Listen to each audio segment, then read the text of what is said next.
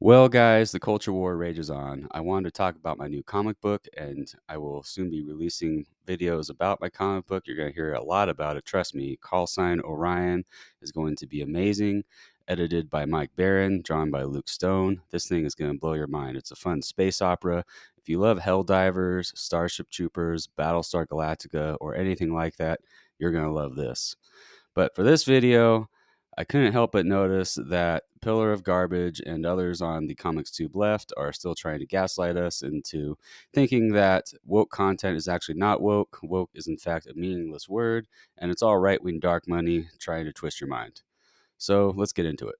It's like what I found funny. It was me and the other guys was that they're always like saying this LGBTQ stuff, non-binary, whatever it is that they're the implication often, almost all the time, is that they're trying to teach kids this stuff, right? Like in some, as if that's some terrible thing anyway. But like that's not the point of it. Is to teach. It's just to represent. If you pay enough attention to what people on the left say, there's a lot of talk about both normalizing and representing. Normalizing is teaching. That is showing behavior that is not normal and trying to make it normal. Representation, on the other hand, is a little like diversity. You could have superficial diversity where you're checking the box, and maybe if you're a company, keeping yourself out of legal trouble, or you could have real authentic diversity where you have people of different personalities, different backgrounds, different worldviews. Representation in art is not superficial. It should come from a place that's true and authentic. So when they're doing morph, like they're like morph is non-binary and clutching pearls about that, but then they're also like, but Rogue's ass is not fucking sexy enough. Believe it or not, there are actually a lot of points I probably agree with these guys on. And it's unfortunate that the discourse around comic books is sort of divided along political lines. There's left and there's right. These guys are on the comics tube left. And it's unfortunate that people on the right, on Twitter and on YouTube, will raise legitimate complaints about the rise of nihilism and degeneracy in superhero content that used to be about objective good and evil. And then the same people will often turn around and complain about Rogue's ass being too small. It's really damaging to their credibility.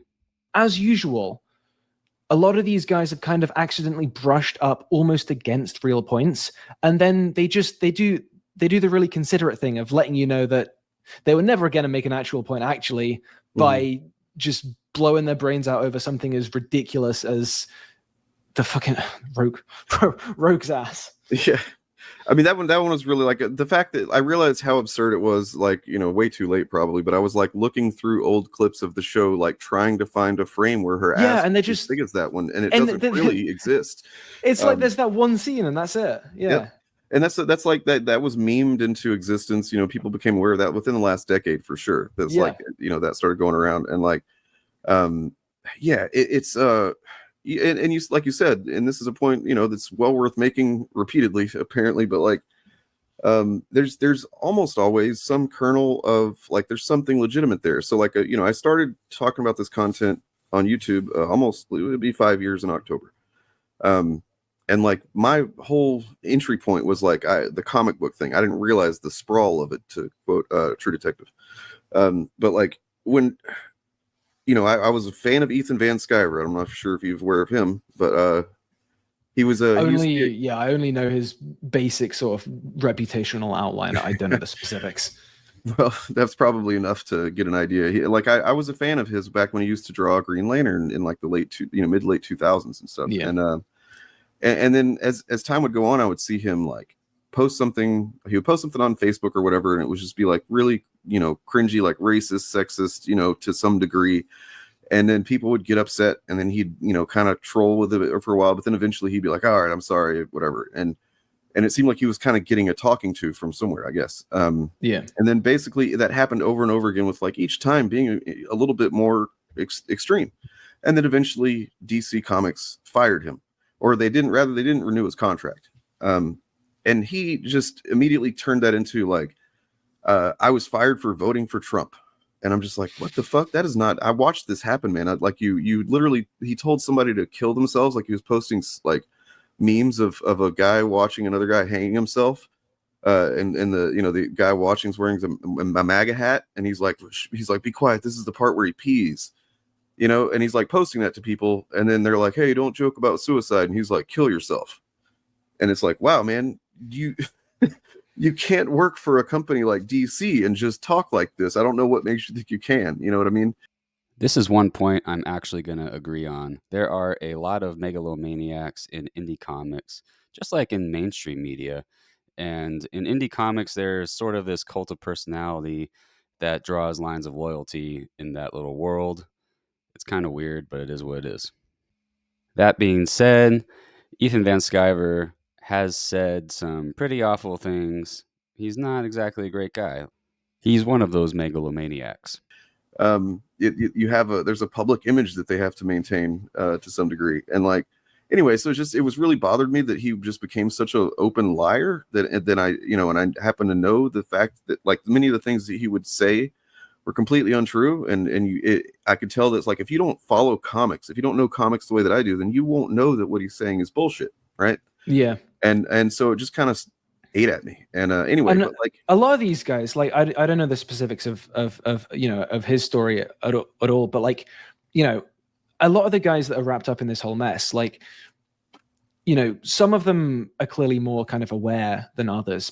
Yes. But some of them, like, I could see it being that maybe, if they'd been fired from their jobs or something because of that, like, they wouldn't just be lying to the internet, they'd be lying to themselves. They would have convinced themselves somehow that, they really did get fired by the woke agenda. So I don't know if that's the case in this guy's case. I mean, like, I have my opinions on him. I probably studied him way too much over the course of a few years, but thankfully I moved on to like covering other people and stuff. And like, but what I was getting to was that essentially there is a kernel of truth in almost all of the things. The Comicsgate area, they're constantly saying that, of course, that it's wokeness that's killing comics or whatever. It's like, well, first of all, are comics actually dying? Not in the way that they say. No, they're definitely changing. And that is a ripe ground for the grifters, is when there's an industry that is in flux. That's a fair point. The industry certainly is changing. Perch talks about this a lot. There's more to it than just the wokeness, but the wokeness certainly isn't helping. Yeah. So, you've got comic books that the distribution models are changing, the publication models are changing, the consumption and the demographics are all changing. And because of that, like, so monthly single issue comics are not selling well. They're on their way out. Honestly, I'm surprised they haven't started transitioning more to just focusing on graphic novel, like collected editions. I mean, they have to some degree, but yeah, so it's easy to look at the sales, what you can find of the sales, because that's another thing of the monthly issues, and go, look how low these sales are. The comics industry is dying. And it's like, okay, but then you look at the year after year's profit of the comic book industry, and it's up every year. You know what I mean? And it's like, because they're not counting collected editions, they're not counting digital sales, they're not counting laser focus on one little thing. Mm-hmm. It's like you have the one thing that's, there's a kernel of truth, and then you have the other thing, which is like, I don't think any of us, like anyone on our kind of side of this whole thing, would like, I don't think we deny that obviously pandering can exist, right? Like these big corporations, people in them are going to be aware that people from kind of minority backgrounds and stuff that feel underrepresented are going to, there's a lot of goodwill to be mined there. On this point, I do sort of agree, but I'm going to agree more with Eric July in that it seems condescending to take a superhero like Spider-Man and make a person of color who's a lot like Peter Parker, but not Peter Parker. Why not just create original superheroes?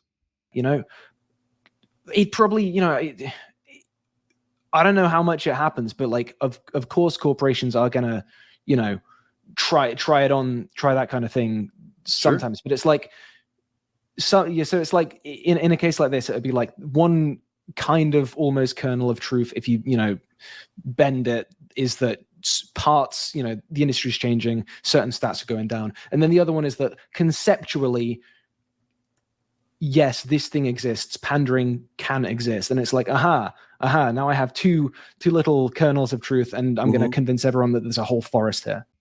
There is a whole forest. It's called Disney, Target, and the entire month of June. I watched so many as I was editing and like researching for that the video I just put out, the woke X-Men and the grifter media web, whatever it's called. You can't remember what your own video was called? Like I watched so many like interviews and clips and streams for people like John F. Trent from Bounding into Comics, and like even just the Geeks and Gamers crew, Ryan Kinnell, all that lot, and like they'll just say openly like, oh yeah, I've not bought a comic in 10 years, I've not watched any of these films. It's like, how are people still watching them when they just tell you they don't care about the thing they pretend to care about? It's not so much that we don't care, it's more like we've given up on the mainstream. I'm a fan of movies and television, and there's a lot of new stuff out there that I just don't watch because I've given up. I watch a lot of old movies and television because it's better. You mentioned that John Delarose, I think or John F. Trent, I'm not sure which one you're talking about at the time. One of the Johns. One of those guys that they accuse everybody of having an agenda. Meanwhile, they have like the most fucking transparent agenda or whatever. This is pure gaslighting. You guys clearly have an agenda, and the moment anyone disagrees with you, you resort to ad hominem attacks. You call people fascist or Christian nationalist or some kind of extreme right-winger. Previously. To be disabled, non-white or queer or an anti-fascist or a critic of dominant power structures and so on is to be woke. Christian fundamentalism and waspy white nationalism, their brain is made of soup. Like at a certain point, I consciously was just like, look, man, this is fascism. Like it is what it is. And I can't fucking pretend like it's not, anything. Yeah. I mean, and I'm not saying I had a moment like that in the comment section yesterday. They're effectively doing the same thing people on the right do when they make a perfectly valid complaint about nihilism and degeneracy in superhero media and then complain about Rogue's ass. It's moments like this where these two accidentally become transparent and show you that they also have an agenda. Like some guy, let me find it. I was looking through them earlier and I saw some fun stuff. Some guy was just like, oh, and he started out with this. The first line of this comment is, "I have a feeling that time will make an L of this video." And and you said, I fear time has already made an L of this comment. Yeah. I'm glad at the end of this video, these guys finally reveal their bias and reveal themselves to be like a lot of people on the left, people who think they're smarter than you are. Now dig on this. 1,000 years in the future, the world still needs heroes. Strap in for an epic adventure with the Navy SEALs of the space age, known as the Alphas, as they battle terrorists, rescue hostages, and save the girl in Call Sign Orion, coming exclusively to Fund My Comic. For updates on the project, subscribe to my Substack, link below.